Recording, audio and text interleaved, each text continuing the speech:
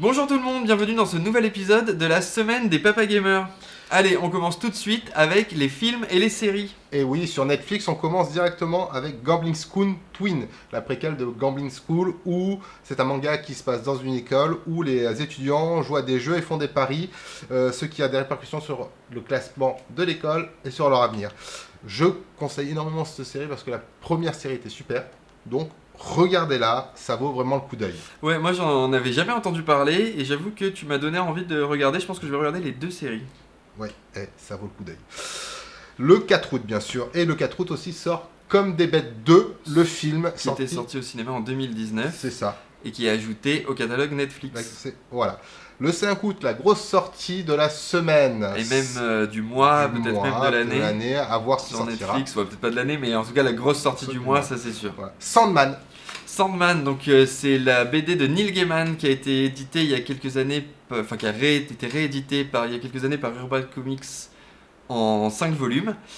Donc les séries de Neil Gaiman qui sont sorties les dernières années ont toutes été vraiment des gros succès, et moi c'est vrai que c'est des séries que j'adore. Donc il y a eu God Omens et American Gods sur Prime Video, et donc là c'est la troisième, Sandman. Donc Sandman, il faut savoir que la série Lucifer aussi, c'est un personnage qui était dans Sandman. C'est ça. Et ouais, ça j'attends vraiment, et on vous en parlera sur Instagram dès la sortie, parce que nous on va regarder de suite. Oh oui, j'attends avec impatience, et la bande-annonce était vraiment super. Le 5 août sur Amazon Prime sort aussi 13 vies avec Colin Farrell et Viggo Mortensen, c'est un film. Voilà, pas grand chose non plus sur Amazon cette semaine. Disney+, sur Disney+, il y a 2 séries qui sortent le 5 août. Vous avez American Crime Story et Code Black. Voilà, 2 petites séries et un film. Et le film c'est Lego Star Wars.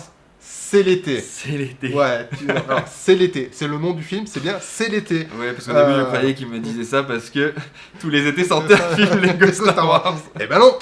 Donc pour regarder avec les enfants, moi j'ai tous vu avec mes grands, avec les deux, et on passe toujours un bon moment à regarder un petit Lego Star Wars, c'est toujours assez fun. Cinéma. Alors cinéma, la sortie de cette semaine, c'est Bullet Train, réalisé par David Leitch, qui avait réalisé Deadpool 2, Atomic Blonde et Fast and Furious, Hobbs and Shaw. Voilà, donc il y a un beau casting à l'intérieur. Très vous avez Brad Pitt, King, Taylor, Johnson, Sandra Bullock et encore beaucoup d'autres. On va pas tous les citer parce que non, mais c'est une grosse sortie, un film d'action avec Brad Pitt, c'est toujours sympa quoi qu'il arrive. Voilà, et c'est en gros c'est Brad Pitt qui s'appelle en français Coccinelle, la traduction Ladybug. Qui est un assassin qui est un peu à la tranquille quoi. Ouais, en fait c'est 11 assassins qui se retrouvent dans un train et qui ont chacun une mission à accomplir. Et lui son but c'est de rester en vie et de se barrer du train en sachant que le train s'arrête très rarement. Bref voilà, de côté série film. C'est donc, tout pour cette semaine. Côté sport et e-sport. On ajoute un peu d'e-sport cette semaine. Cette semaine on commence un petit peu et on commence avec l'Evo. Donc l'Evo, qui se déroulera à Las Vegas du 5 au 7 août. C'est ça. Donc à noter que cette année, l'Evo a été racheté en partie par Sony. Oui. Et c'est la première année où il n'y aura pas Smash. Oui. Donc apparemment, selon les organisateurs, ce serait plus de la faute de Nintendo que de la faute de PlayStation. Mais il n'y aura pas Smash. Mais pourquoi aussi, tous les jeux se joueront sur... Ah oui, tous les jeux se joueront sur PlayStation 4. Voilà. Mais après, bon... on va pas... 4. On va pas avoir de conclusions trop hâtives. Non, c'est pas possible. Mais donc, il y aura Street Fighter 5, Guilty Gear pour la première fois, Mortal Kombat 11, Tekken 7, KOF 15 pour la première fois aussi, Melty Blood, Dragon Ball Fighter Z, Grand Blue Fantasy Versus pour la première fois aussi.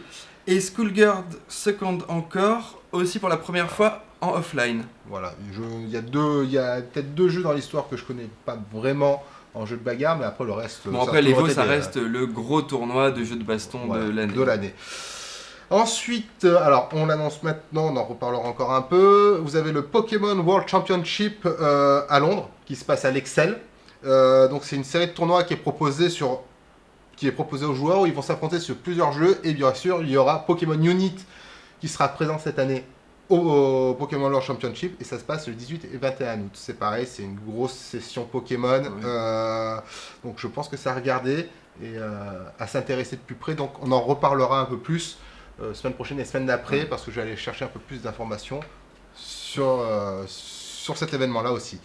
Et niveau sport, le seul fait marquant, on va dire, c'est le retour de la Ligue 1 ce week-end sur Canal+ et Prime Video. C'est ça. Mais bon, après, voilà, c'est déjà pas trop mal pour cette semaine. On passe aux jeux vidéo. Les jeux vidéo. Alors, cette semaine, il y a Azure Striker Gunvolt 3 sur Xbox Series, en sachant qu'on en a parlé la semaine dernière. Sur les autres trucs. Ensuite... South of the Circle. Le 3 août. Alors, donc, ça sort sur tout support. De partout. Voilà. C'est un jeu narratif. C'est un jeu narratif qui raconte l'histoire d'un universitaire qui s'appelle Peter et qui se retrouve coincé au milieu de l'Antarctique. Et pendant la période de la guerre froide des années 60. Et on va devoir survivre justement en plein milieu de l'Antarctique. Et on va se rappeler, on va revivre tout son passé. Donc c'est un jeu qui est très beau visuellement. Alors c'est dans un style très minimaliste. Mais moi, j'adore le visuel du jeu. Le visuel du jeu est très très beau, ça me rappelle des souvenirs de jeux à l'époque sur Playboy. Ouais, c'est vrai. Moi je trouve ça vraiment super beau et rien que pour le visuel, j'ai envie d'y jouer. Ouais. Et l'histoire a l'air vraiment d'être passionnante aussi, donc ça vaut le coup d'œil dessus. Ensuite, alors ça c'est un jeu qui m'intéresse aussi, Hard West 2 le 4 août sur PC. Et donc uniquement sur PC disponible sur Steam Switch. et GOG. Et il y a Switch aussi. Et Switch. Donc c'est un jeu de stratégie. C'est un TRPG. Ouais. Donc le premier était vraiment, vraiment sympa. Pour la petite anecdote, c'est Tude qui me l'avait conseillé. Et moi j'avais beaucoup aimé. En fait, donc c'est un TRPG un peu dans le style XCOM, tous les jeux comme ça. Et dans un univers un peu western. Complètement western. Ouais, même complètement western. Et c'est vraiment un très... Enfin, le premier était vraiment un très très bon jeu. Ouais, là aussi, là l'histoire a l'air d'être super sympa. On est un bandit qui va faire un braquage d'un train fédéral. Et il monte une équipe, donc on va devoir monter notre propre équipe et on va devoir justement braquer ce train, mais tout ne se passe pas toujours aussi bien qu'on ne le pense. Moi, ce jeu, il y a 90% de chances que je le prenne, donc je vous referai un retour sur Insta dessus, parce que le jeu en lui-même m'a vraiment bluffé, le visuel m'a vraiment plu, et l'histoire aussi. Ouais, c'est sympa. Voilà. Mais de toute façon, le premier était vraiment bien, donc je doute pas du 2. Voilà. Et le dernier jeu, c'est Turbo Golf Racing le 4 août sur PC et Xbox. Donc c'est un jeu qui est un peu Ça ressemble un peu à Rocket League. Ouais, ça ressemble un peu à un Rocket League version golf. Voilà, donc on peut jouer à 8 joueurs. Jusqu'à 8 joueurs, ouais, donc ça c'est déjà très intéressant de pouvoir jouer à 8 joueurs sur un jeu. Ouais. Et donc ouais, c'est des courses et on tape des balles de golf surdimensionnées, donc il faut faire son parcours et réussir à marquer. Ouais, non, mais ça a l'air vraiment fun. Ouais, le côté fun, en espérant que ce soit en free-to-play. C'est free-to-play ? Je sais pas, justement. En espérant que ce soit un free-to-play comme Rocket League. Rocket League, il était payant à la sortie. Ah bon ? Ouais. Ouais, je sais pas, moi, bref, je me suis mis tard, donc bref. Ou alors minimaliste, mais si c'est un free-to-play qui peut, pour concurrencer un peu ce style de jeu, ça peut être hyper intéressant. Ouais, ça peut être fun. À voir. À voir. Et là, on va vous parler du choix des papas. Et on passe au choix des papas. Cette semaine, on va vous prendre une licence de jeu, pour changer, pas de film, de jeu. Bien sûr, il y a une série dessus. C'est Halo. Halo, fait par Bungie. Non, oui, vas-y, je te laisse. Moi, j'ai adoré la licence, mais Bungie, t'as une belle anecdote sur Bungie. Donc Bungie. Alors pour la petite anecdote, en fait, quand donc Bungie à la base, c'était un studio qui développait des jeux pour Macintosh, et ils ont créé un jeu plein de bugs, et plus personne ne voulait travailler avec eux. Et à côté de ça, Microsoft ont lancé la Xbox, et personne ne voulait travailler avec eux parce que PlayStation arrosait tout le monde pour faire des exclusivités PlayStation 2. Et donc c'est le directeur de chez Bungie qui a téléphoné à Ed Fries et qui lui a dit bon nous on a un jeu qui peut t'intéresser et c'est un FPS qui s'appelle Halo. Et Ed Fries a dit go, on y va. Et du coup ils ont réussi à trouver un accord et Microsoft a racheté Bungie. et a lancé Halo sur la Xbox. La Xbox. Et donc Xbox. tout le monde était hypé par le jeu parce que ça avait, genre, les promesses de Microsoft étaient incroyables, genre c'était un jeu que personne n'avait fait avant, niveau visuel c'était ouf. Et quand ils sont arrivés à l'E3 avec leur version bêta, tout le monde a dit mais qu'est-ce que c'est cette merde? Ouais. Et du coup plus personne n'attendait le jeu et en fait quand le jeu est sorti ça a été un énorme carton. Ouais. La Xbox s'est vendue que grâce à Halo parce qu'il n'y avait rien d'autre dessus à la sortie. C'est vrai que les débuts de la Xbox, pour l'avoir vendu à ses débuts, ça a été compliqué. Et c'est Halo qui a fait entièrement la Xbox. Oui, Halo, et puis après il y a eu d'autres licences bien sûr, mais Halo restera départ, la licence qui a bien lancé la Xbox et c'est vraiment super. En sachant que Halo, c'est un grand univers, vraiment un bon univers étendu. Vous avez quand même des romans, BD qui sont sortis, 2 films qui sont en format web série dessus. Il y a aussi une série sortie sur Canal+, Paramount+, qui est diffusée en France par Canal+. Et produite par Spielberg. Plus tous les jeux qui vous racontent toute l'histoire de John Spartan, qui est exceptionnelle. Ah ouais, mais après, il n'y a pas beaucoup de jeux dans l'univers Halo qui sont pas terribles, quoi. Ouais, c'est vrai. Il y a tout qui est vraiment bien. Peut-être Halo Wars qui était un peu moins bien, mais oui, après. Mais après, sinon. Le nombre de jeux qu'ils ont fait dessus sont tous réussis. Ouais. Voilà. Et après, pour la deuxième petite anecdote, Halo Wars, c'était Halo à la base. Parce que ça devait être un STR. Et en fait, ça a été changé au dernier moment. Ils ont refait leur moteur graphique pour faire un FPS. C'est vrai qu'ils voulaient concurrencer StarCraft à l'époque. C'est ça. C'est ça qui était intéressant. D'ailleurs, quand on regarde, ça ressemble beaucoup à StarCraft quand même. Oui, aussi. C'est vrai que par rapport aux. Les Terrans, les Zerg, les Protoss. C'est pas faux. C'est vrai que ça y ressemble énormément maintenant qu'on y repense. Ouais. Et puis bon, voilà. Moi, Halo, ça restera un beau souvenir. Parce qu'en fait, quand c'est sorti.